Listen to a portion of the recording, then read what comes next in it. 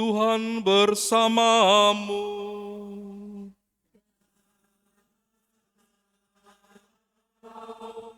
Inilah Injil suci menurut Matius.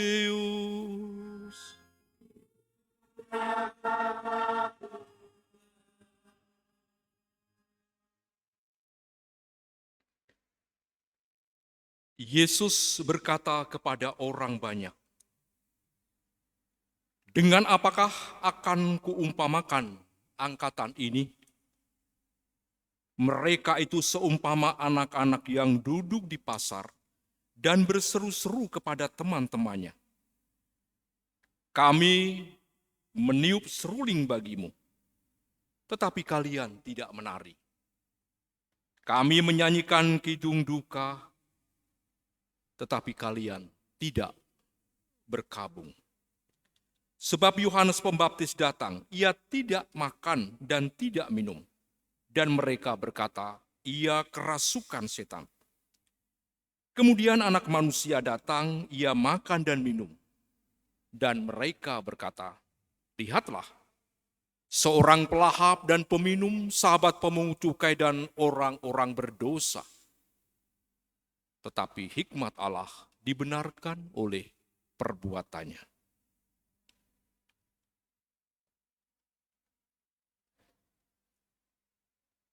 Demikianlah sabda Tuhan.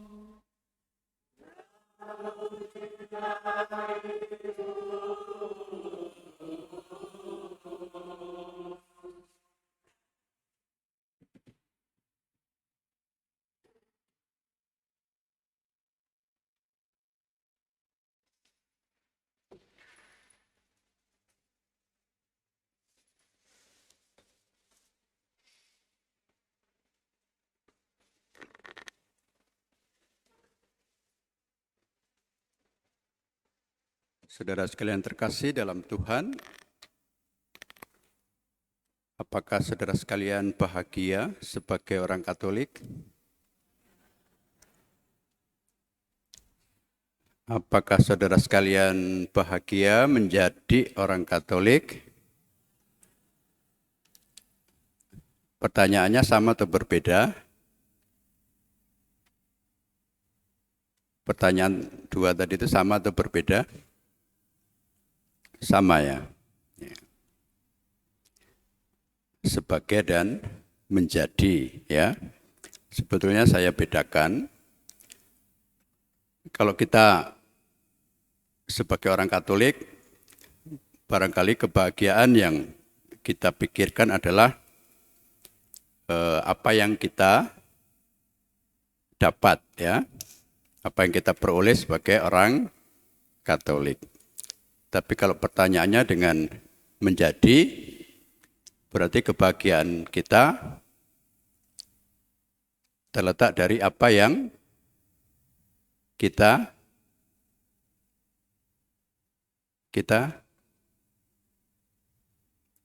dengar ini ya.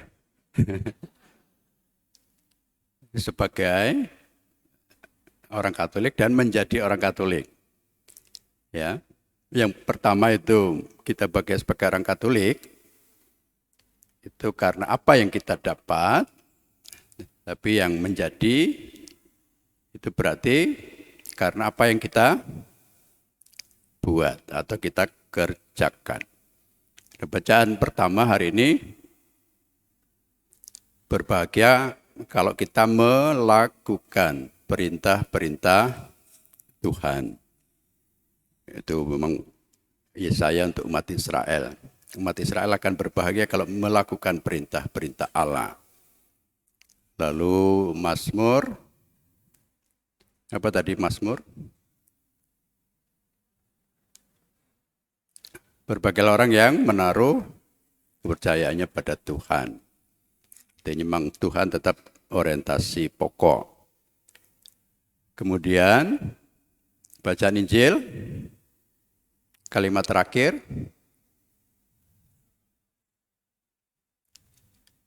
dibenarkan karena perbuatannya. Hikmat Allah dibenarkan karena perbuatannya. Jadi ada kata berbuat, bertindak. Inti yang mau saya sampaikan adalah kita harusnya berbahagia karena apa yang kita lakukan, apa yang kita buat. Nah, sekarang sebagai umat di paroki Teluk Betung, ini soal apa yang kita dapat. Kalau romo-romonya sering saya ganti-ganti, senang tidak? Hah? Tidak. Padahal saya dalam rangka membahagiakan romo-romonya. Ya. Kalau tadi tidak bahagia dengan apa yang dilakukan, berarti akan melakukan sesuatu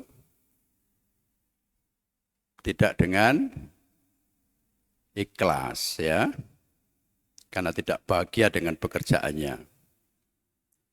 Jadi kalau saya kayaknya baru 15 tahun di sini, sudah reshuffle berapa puluh kali. Di Teluk ini sudah berapa kali saya tidak ingat. Artinya sebetulnya tidak terlalu penting ada reshuffle, ya. Artinya memang sudah siapapun romonya, minumannya tetap teh sosro, ya. Ya.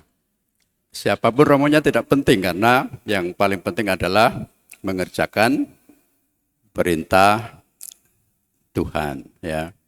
Tapi saya dalam rangka membahagiakan romo-romonya. Kalau romo-romonya saya beri tugas satu tidak bahagia, saya tambah, ya. Romonya tidak bahagia karena tugasnya tidak cocok,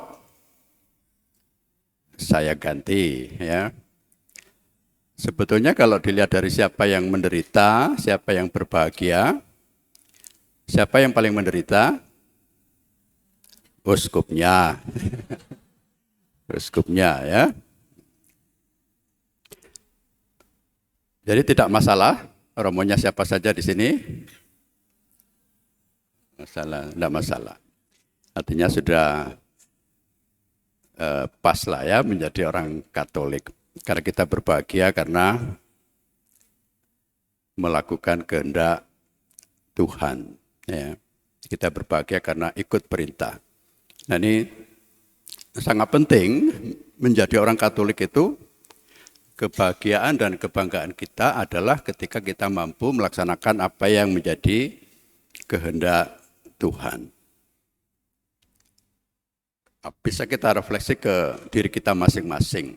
Karena nanti Tuhan memberikan peran pada kita beda-beda, ya.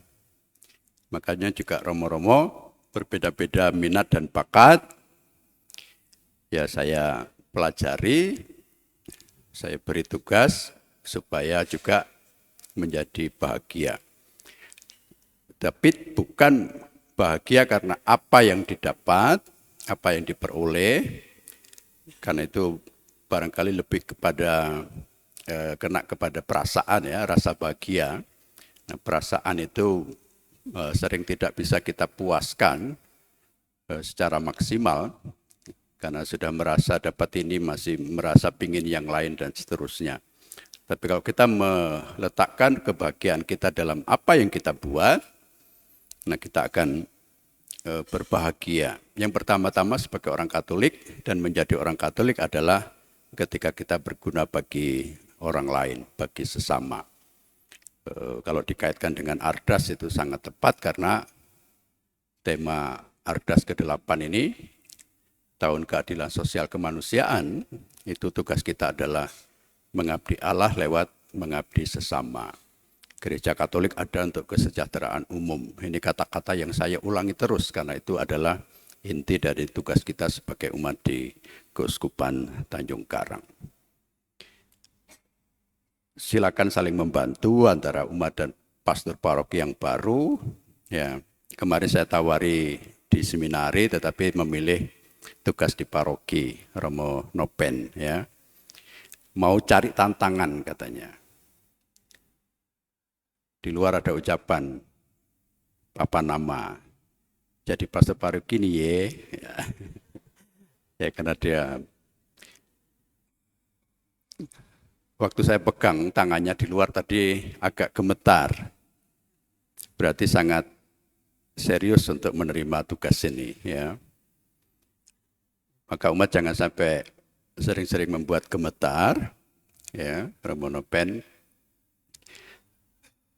silakan saling membantu dalam kasih untuk mewujudkan apa yang menjadi kehendak Tuhan. Orientasi kita adalah reksa pastoral keuskupan, maka juga di paroki-paroki diharapkan pada tahun ini bisa melaksanakan apa yang menjadi amanat dari Ardas ke-8, yang secara ringkas sebetulnya tugasnya ada di dalam doa Ardas yang kita doakan setiap hari. Kemuliaan pada Bapa dan Putra dan Roh Kudus, seperti pada permulaan, sekarang, selalu, dan sepanjang segala abad. Amin.